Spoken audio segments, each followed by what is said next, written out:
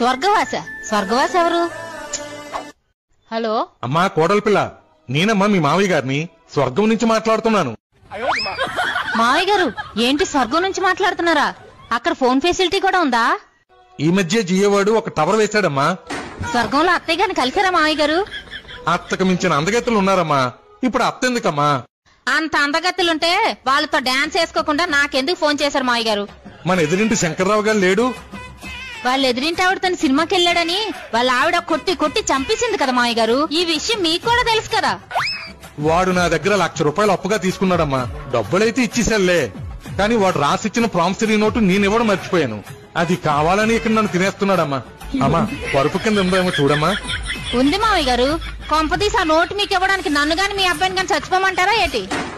మన వెనకింటి దివాకరం కొనవూపురుతో కొట్టుమిట్టాడుతున్నాడమ్మా. తులసి నీళ్ళు కూడా పోసేస్తున్నారులే. నువ్వేదోలాగా ఆయన చేతులు పెట్టేసావనుకో, ఆయన మీదకి వచ్చినప్పుడు నా చేతులు పెట్టేస్తారులే.